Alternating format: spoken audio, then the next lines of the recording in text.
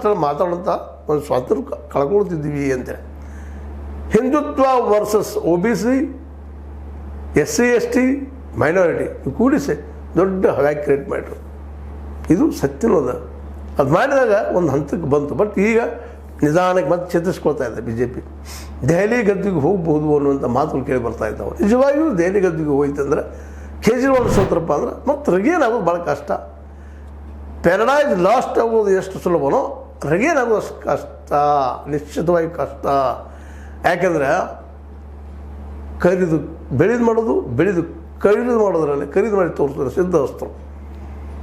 ಸಾರಾಯಿಯಲ್ಲಿ ಭ್ರಷ್ಟಾಚಾರ ನಡೆದಿದೆ ಅನ್ನೋದು ಇಲ್ಲಿವರೆಗೆ ಪ್ರೂಫ್ ಮಾಡೋಕ್ಕಾಗಲಿಲ್ಲ.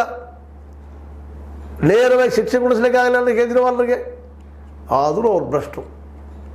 ಶೀಸ್ ಮಹಲ್ ಕೇವಲ ಮುಖ್ಯಮಂತ್ರಿ ಕಟ್ಟಿದ ಮನೆ, ಇದು ತನ್ನ ಸ್ವಂತ ಮನೆಯಲ್ಲ. ಅದು ದೊಡ್ಡ ಇಶ್ಯೂ ಮಾಡಿದರು, ಅದರಲ್ಲೂ ಅವ್ರ ಹೆಸರು ಕೆಡಿಸಿದರು.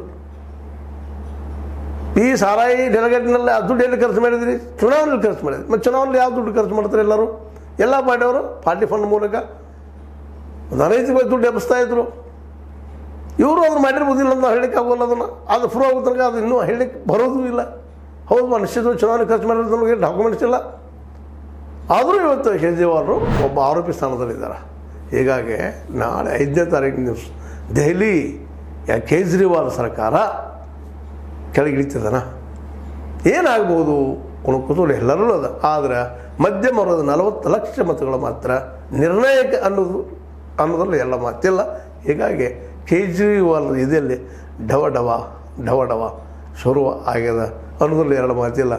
ನೋಡೋಣ, ಯಾರಾದರೂ ಗೆಲ್ಲಿ ಯಾರಾದರೂ ಸೋಲಿ, ಜನರಿಗೆ ಒಳ್ಳೆಯದಾದ ಸಾಕಾಗ್ಯದ. ಬಟ್ ಇವತ್ತಿನ ಸರ್ಕಾರ, ಇಲ್ಲಿವರೆಗೆ ಸರ್ಕಾರದ ಇವರ ಆಡಳಿತ ನೋಡಿದಾಗ ಇದು ಭಾಳ ಕಷ್ಟ.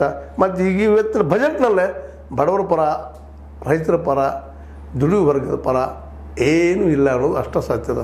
ಅವರೆಲ್ಲ ಬರದಲ್ಲಿ ಉಳುವಂಥ, ಅವ್ರು ಬದುಕಿಲ್ಲಂಥ ಬೆಲೆ ಏರಿಕೆಗೆ ಮದ್ದಿಲ್ಲ. ನೀವು ಈಗಾಗಲೇ ಚರ್ಚೆ ಕೇಳಿದಿರಿ. ಇದನ್ನು ಬೆಲೆ ಏರಿಕೆ ಯಾವ ಚರ್ಚೆ ಮಾಡಿಲ್ಲ. ಬಡತನಕ್ಕೆ, ಹಸಿವಿಗೆ ಏನು ಪರಿಹಾರಗಳಿಲ್ಲ. ದುಡಿಮೆ ಇಲ್ಲ, ದುಡಿಮೆಗೆ ಉದ್ಯೋಗ ಸೃಷ್ಟಿಗೆ ಯಾವ ಒಂದು ಕ್ಲೌಸು ಇಲ್ಲ. ಏನೂ ಮಾಡಿಲ್ಲ, ಖರ್ಚು ಮಾಡಿಲ್ಲ. ಈಗ ಶಿಕ್ಷಣ ಮತ್ತು ಕೃಷಿ, ಅದ್ರ ಜೊತೆ ಆರೋಗ್ಯಕ್ಕೂ ಯಾವ ಬೆಲೆ ಇಲ್ಲ ಅನ್ನೋದು ಈ ಕಾರಣ ಮುಂದದ.